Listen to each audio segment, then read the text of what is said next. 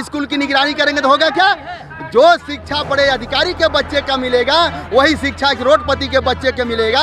और जिस दिन उनके बच्चे को गर्मी लगेगी, अगर उसी स्कूल 1 से लेकर के 8 तक विद्यालय है, मात्र 2 टीचर हैं। बताइए क्या बच्चे पढ़ेंगे महाराज, क्या बात कर रहे हैं? इसलिए देखिए, जो मेरा ये कहना था, जब पहली प्राथमिकता सरकारी स्कूल हो जाएगा तो उसको बेहतर क्वालिटी की शिक्षा मिलेगी कैसे?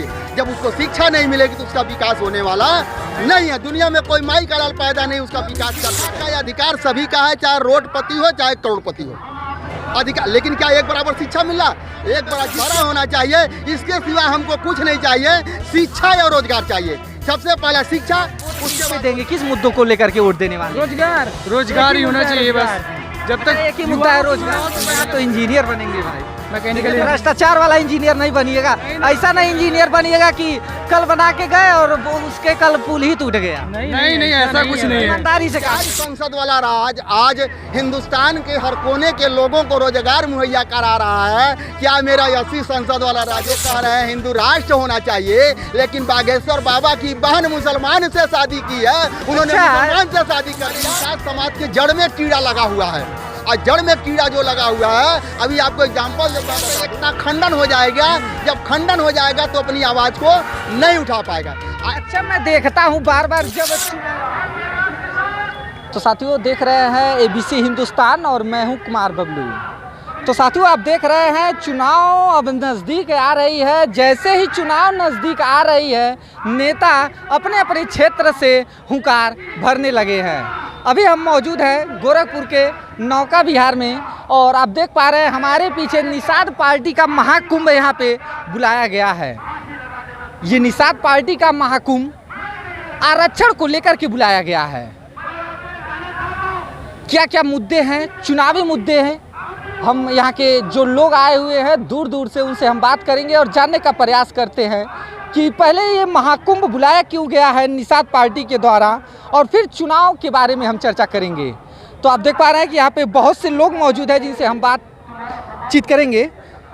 भैया क्या नाम है आपका?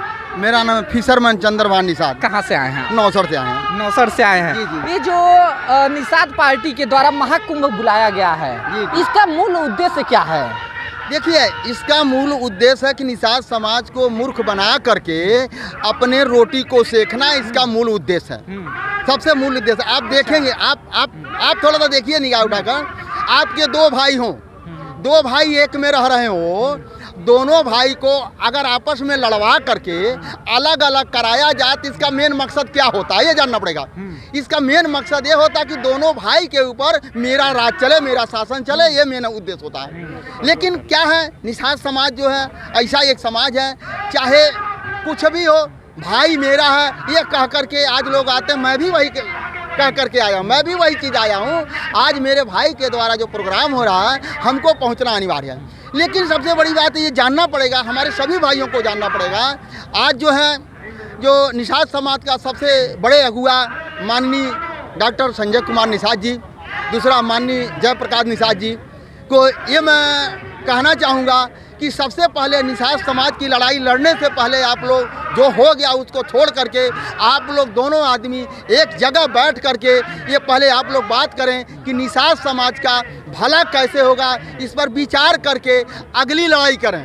और कहीं कहने का तात्पर्य ये है कि निषाद जो है वो दो धड़ों में बट जा रही है। 2 धड़ों में बट जा रहा है, ये बांटने, वही तो मैं कह रहा हूँ। 2 धड़ों में बांटने का मतलब क्या है कि वो टूट जाएगा और अपने अधिकार की आवाज़ नहीं उठा पाएगा, क्योंकि एकता में बल है। और जब एकता को 2 धड़ों में तोड़ दिया जाएगा तो एकता खंडन हो जाएगा।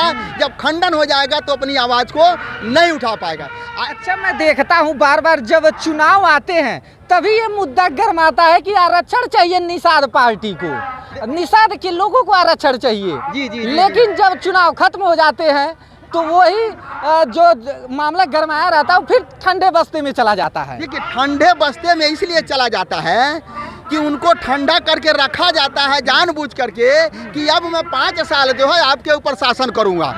इसलिए उनको मुद्दों से भटका करके अलग रखा दिया जाता है कि जो मैं आपको कहा था कहीं याद न आ जाए और दोबारा हमसे वो लड़ने और मांगने के लिए ना आए, इसलिए उन्हें ठंडा करके रखा जाता है। नहीं होगा तो यही बात है, आज हमारे निषाद समाज के जड़ में कीड़ा लगा हुआ है। और जड़ में कीड़ा जो लगा हुआ है, अभी आपको एग्जाम्पल मैं बता दूं, अभी आप देखेंगे जो कांवड़ियों का समय चल रहा है, इसमें आप देखेंगे केवड़, धोबी, बेलदार, चमार, कुहार, SC ST OBC के लोग भरमार करके जा रहे हैं। और देखेंगे इतने तरह बच्चे के, आप जा करके एक इंटरव्यू लीजिएगा, देखिएगा कि कौन कितना में पढ़ रहा है, ये आपको चेहरे से मालूम होगा। हमारे समाज को, SC ST OBC के समाज के लिए क्या हो रहा है, धर्म को बचाइए। बाबा की जय, महात्मा की जय, तमाम देवी देवताओं की जयकारा बुलाया जा रहा है और अपने बच्चे को जो बागेश्वर धाम, पढ़ाया जा रहा है। बागेश्वर धाम बाबा तो कहते हैं कि हिंदू राष्ट्र बना देना चाहिए, तो क्या ऐसे ही हिंदू राष्ट्र बनेगा? आप तो जातिवाद में बटे हुए हैं। बहुत बढ़िया है आपने कहा, जो बागेश्वर बाबा जो कह रहे हैं हिंदू राष्ट्र होना चाहिए, लेकिन बागेश्वर बाबा की बहन मुसलमान से शादी की है, उन्होंने अच्छा, मुसलमान से शादी कर दिया, तो क्या वो कैसे मांग कर रहे हैं? वो पागल बना। ये तो मुझे नहीं पता है, लेकिन मैं आपसे ही अब जान जाइए, बागेश्वर बाबा अपनी बहन को मुसलमान से शादी करते हैं और मुझे हिंदू बनाते हैं। हिंदू इसलिए बनाते हैं, आप वहाँ जाओगे, चढ़ावा चढ़ाओगे, वो अरबों पति बनेंगे, इसलिए हमें और आपको बहकाया जा रहा है। तो जो बागेश्वर धाम बाबा चमत्कार दिखाते हैं, उसके विषय में क्या कहना चाहेंगे? होता क्या है, अभी आप 20 लोग हैं, 20 लोग इकट्ठा हो जाइए। अभी मैं 20 लोगों के लिए एक शब्द मैं बोल दूं, कोई ऐसा शब्द, घटना, दुर्घटना या खुशी की बात, तो 20 में से किसी न किसी के साथ ऐसी अनहोनी या होनी होता है। आप कभी भी देखेंगे तो जो एक के साथ वही बातें जब शूट कर जाएगी तो चमत्कार में बदल जाता है, जो कि ऐसा कोई चीज़ नहीं है। और आपको मैं बता दूं, मैं किसी धर्म को नहीं मानता, मैं किसी देवी देवता को नहीं मानता, मैं किसी भूत प्रेत को, मैं किसी को मानता ही नहीं। अगर मैं मानता हूँ तो ओनली फॉर इंसानियत मानता हूँ, और जिस मानव के अंदर इंसानियत है उसे किसी धर्म की आवश्यकता नहीं पड़ती है, वो खुद भगवान है। तो थोड़ा सा और हम बात करना चाहेंगे कि बाबा जी के द्वारा जो कार्य किए जा रहे हैं, क्या लग रहा है, इससे आप संतुष्ट हैं कि नहीं हैं? कौन से बाबा के द्वारा? अरे माननीय मुख्यमंत्री जी ही है एक बाबा, भाई बुलडोजर बाबा। नहीं, देखिए हमारे माननीय मुख्यमंत्री जी जो गोरखपुर के हैं, ठीक है, इनका मैं बहुत बहुत धन्यवाद देना चाहूँगा, जो बहुत सारे लोगों को उत्थान भी कर रहे हैं। लेकिन जो गोरखपुर की जनता को या उत्तर प्रदेश की जनता को चाहिए वो चीज़ नहीं मिल रहा है। कैसे? आपकी आवाज़ को हम सरकार तक पहुंचाने का प्रयास करेंगे, बाबा जी तक पहुंचाने का प्रयास करेंगे। क्या कहना चाहते हैं वो बताएं। मैं वही बताना चाहता हूँ। 26 जनवरी 1950 को उत्तर प्रदेश का जन्म हुआ। 26 जनवरी, सुनिए भाई, आप लोग सुन लीजिए पहले बात, आप लोग भविष्य की बात है। 26 जनवरी 1950 को उत्तर प्रदेश का जन्म हुआ। तब से लेकर के आज तक मेरे बाप दादा भी दूसरे राज्य में रोजी रोटी के लिए गए। आज के नौजवान भी भाई जी आ रहे हैं। क्या मेरा अधिकार यही है? अगर उत्तर प्रदेश की सरकार हमारी होती है, बारी बारी से सबकी सरकार रही है, उन्होंने क्या किया? ट्रेन की मांग किया। गोरखपुर से एक ट्रेन और दिल्ली के लिए चाहिए, बम्बई के लिए चाहिए, मद्रास के लिए चाहिए, भोपाल के लिए चाहिए, पंजाब के लिए चाहिए, हरियाणा के लिए। यानी आप देखेंगे 4 संसद वाला राज, 12 संसद वाला राज, 10 संसद वाला राज, 5 संसद वाला राज हिंदुस्तान के हर कोने के लोगों को रोजगार मुहैया करा रहा है। जैसे आप 1 नवंबर सन 2000 को उत्तराखंड अलग हुआ मेरा भाई, 5 संसद वाला राज्य है। आज 5 संसद वाला राज्य हिंदुस्तान के हर कोने के लोगों को रोजगार मुहैया करा रहा है। क्या मेरा 80 संसद वाला राज्य, ये मैं चैलेंज देता हूँ, 1% लोगों को रोजगार दे पाया? तो नहीं दे पाया। आप देखेंगे हिमाचल, बाबा जी प्रयास तो कर रहे हैं युवाओं को रोजगार देने की। मैं बता रहा हूँ। आप भाई आप देखिए हुआ है कि नहीं, ये मैं बताना चाहता हूँ। हिमाचल राज्य का नाम आपने सुना होगा। हर गांव के लोग वहाँ पर हिमाचल में टाइल पत्थर तमाम सारे कार्य कर रोजगार कर रहे हैं। 4 संसद वाला राज आज हिंदुस्तान के हर कोने के लोगों को रोजगार मुहैया करा रहा है। क्या मेरा 80 संसद वाला राज 1% लोगों को दे पाया?